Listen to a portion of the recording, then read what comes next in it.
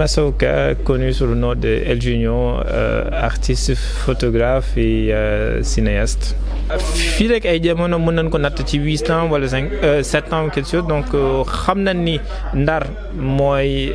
dafa amoon ay jafe-jafe ak lu ñuy wax aayu géej gi mooy naam érosion côtière et que am na xale bu jigéen bu moom moo tudd Yaram te nekk ci film bi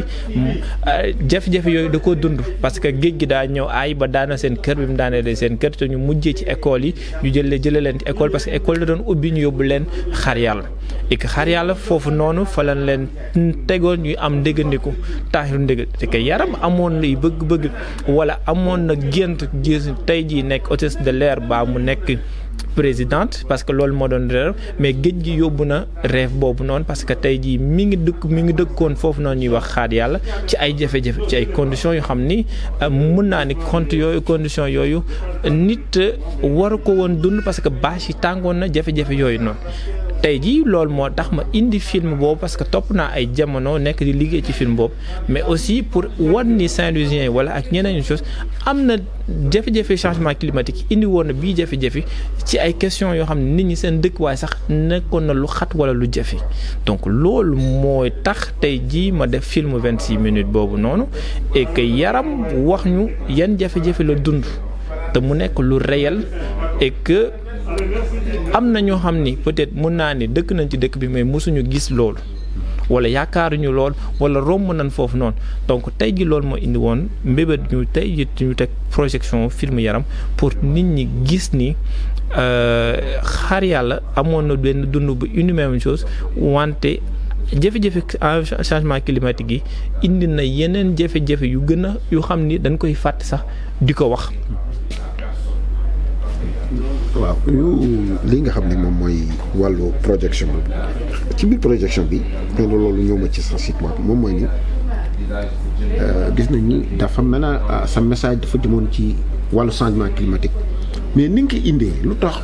nekkul beneen façon boo xam ne da ngay interpeller directement les autorités ak yooyu mbir mi ci ñaar fukk ak juróom-benn minute gis nañ question yu bëri yoo xam ni mbir mi wane na ka waaw ndax nag man ci anam bi may liggéey ci wàllum cinéma wala wàllum audiovisuel wala wàllum photographie li may def dafa war a indi ay question ndax man damay gëstu defuma photographie wala defuma cinéma pour juste pour wane chose mais damay gëstu donc gëstu googu noonu mooy tax ma am ay questions yu bëri ñu may laaj te question yooyu laay teg ci ëtt bi moo na une chose donc moo tax tey film bi ñu teg problème bi mooy wàllum changement climatique mais am na yeneen problème yu mu làmb donc problème yu mu làmb yooyu noonu nekk ci problème yooyu mu am yu nekk yu mu ëmb yooyu yëpp ci boor boobu noonu moom kenn du ko waxtaane man sama gisin tey jii ni moo doon tak gas pour mën a génne problème yooyu ci benn film tënk ko ci juste 26 minutes pour ñu mën ko waxtaane ku ne gis ni muy gisee ak une chose ñu wàccee pour mën a am su njeexital ñu am lu ñu koy tënkee pour mën ci wut ak solution donc finale. J'ai réalisé donc un documentaire de 26 minutes qui s'intitule Yaram. Donc c'est l'histoire d'une jeune fille qui vivait dans la langue de Barbarie, particulièrement à Gendar, qui a connu donc les dégâts en tout cas donc de l'érosion côtière parce que ça a détruit sa maison avec sa famille, était obligé donc de vivre dans les écoles et après plutôt se déplacer vers Xaar Yàlla. Et donc l'histoire se tourne autour de Xaar Yàlla parce que cette jeune fille qui était écolière, qui rêvait donc de devenir hôtesse de l'air ou présidente de la République, mais aussi pour pouvoir transformer la vie de sa famille, loin donc de, comment dirais-je, de cette Gendar avec cette promiscuité qui s'est brisée et parce qu'elle est devenue donc, une femme de ménagère. Donc ce quotidien se relève donc d'une quand même juste quotidiennement aux tâches ménagères et vivant donc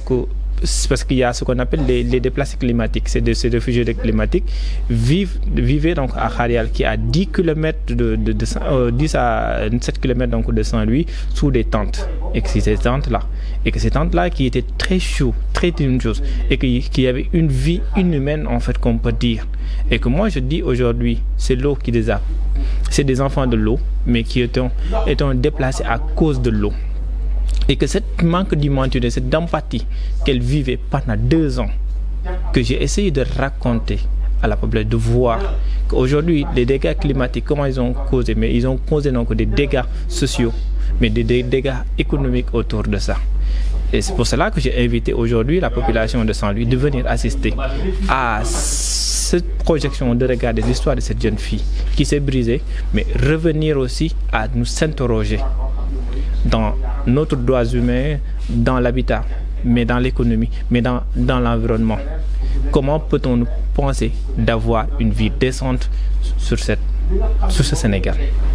Donc c'est un documentaire qui pose énormément de questions à la fois. En 26 minutes, vous avez en tout cas posé beaucoup de problèmes et s'interroger sur beaucoup de choses et demander en même temps la réaction de nos autorités. Absolument, parce que pour moi aujourd'hui, l'art que je fais, que ce soit qui est l'art visuel, qui est le cinéma, qui est la photographie, ça doit me permettre de se poser des questions, de s'ouvrir le débat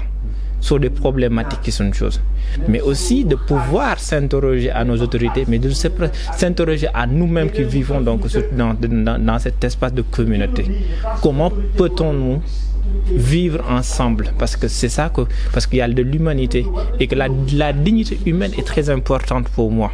C'est pour cela que j'ai fait ce film, pour pouvoir parler d'une chose, mais aussi interpeller, indexer le problème, mais interpeller ceux qui nous dirigent.